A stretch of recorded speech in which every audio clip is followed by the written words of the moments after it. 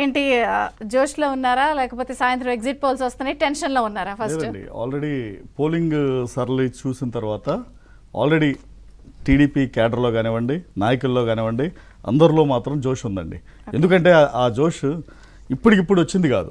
గత 5 ఏళ్ళ నుండి వీళ్ళని చూసి చూసి చూసి ప్రజలు రేపు 4వ తారీఖు ఎప్పుడు వస్తుందని నిజంగా ఓటేయటానికి ఎంత ఆరాటపడ్డారో రిజల్ట్ కోసం కూడా అంత ఆరాటపడుతున్నారండి.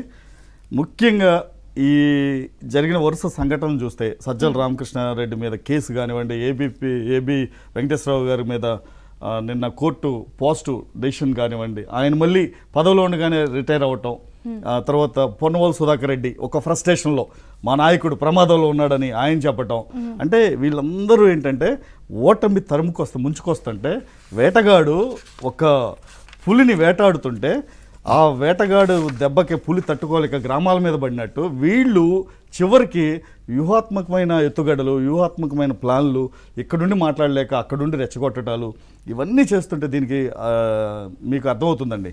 అంటే రాష్ట్రంలో ప్రభుత్వం మారబోతుంది, వీళ్ళ అరాచకాలకు అడ్డుకట్ట పడింది, వీళ్ళని వేటాడటానికి ఒక వేటగాడు 4వ తారీఖున రెడీగా ఉన్నాడని వీళ్ళకి స్పష్టంగా సంకేతాలు వస్తున్నాయి. ఎందుకంటే పోలీసుల్లో మార్పు కానివ్వండి, అలానే వాళ్ళ పార్టీలో నాయకులు కూడా తిరిగి కూటమి వైపు బెట్టింగ్లు గాయటం కానివ్వండి, ఇవన్నీ పాజిటివ్ అంశాలండి. ఇప్పుడు ఎన్నడూ లేదు విధంగా గత 5 ఏళ్ళ నుండి సజ్జల రామకృష్ణారెడ్డి అంటే ఒక షాడో సీఎం, వైసీపీకి ఒక షాడో సీఎం. అంటే ప్రభుత్వ సలహాదారుడైనా సరే ఆయన్ని జగన్మోహన్ రెడ్డిని నెత్తి మీద కూర్చోబెట్టుకున్న విధానం చూస్తే అన్ని అంశాలు అంటే అన్ని విధాలుగా ప్రభుత్వ విభాగాల్లో కానివ్వండి, పార్టీలో కానివ్వండి, అన్నింటిలోనూ సజ్జల రామకృష్ణారెడ్డి తన పై చేయిని చూపించాడు. అలానే ప్రతిపక్ష పార్టీల మీద ఇష్టం వచ్చిన రీతిలో మాట్లాడటం, ఇష్టం వచ్చినట్టు పోలీసు అధికారులని అధికార దుర్వినియోగం చేయటం, ఇలా ప్రతి అంశంలోనూ ఈ రోజున ఇలా విరుచుకుపడ్డాడు ఒక గాలివానకు పడినట్టు. ఇప్పుడు తను ప్రజలకి అలానే పోలింగ్ ఏజెంట్లకి ఇచ్చే సందేశం ఏంటంటే, మనం పోలింగ్ రోజున మీరు తిరగబడండి, మీరు కామ్గా ఉండొద్దు, రూల్స్ను బ్రేక్ చేయండి, రూల్స్ మాట్లాడితే మీరు అవి కాదు అని ఎదురుదాడి చేయండి అని చెప్తుంటే దీనికి ఏం అర్థం చేసుకోవాలంటే ఓటమి అసలు అంగీకరించారా లేకపోతే ఓటమి భయంతో రేపు ఏం జరుగుతుందని భయపడుతున్నారా అనేది స్పష్టంగా అర్థమవుతుందండి.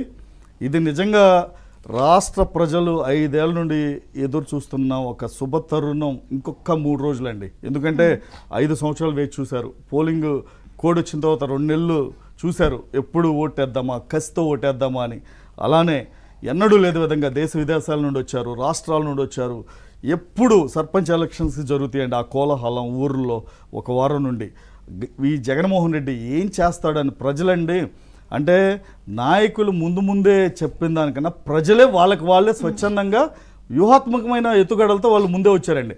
లాస్ట్ డే బయలుదేరితే మళ్ళీ జగన్మోహన్ రెడ్డి బస్సులు ఆపేస్తాడేమో, లేదా ట్రాఫిక్కి అంతరాయాలు కలిగిస్తాడేమో, లేదా గొడవలు చేసి ఇది చేస్తాడేమోనని ప్రతి అంశంలోనూ 10వ తారీఖుకి 11వ తారీఖుకి వాళ్ళ గ్రామాల్లోకి వచ్చి కసితో ఓటేశారండి.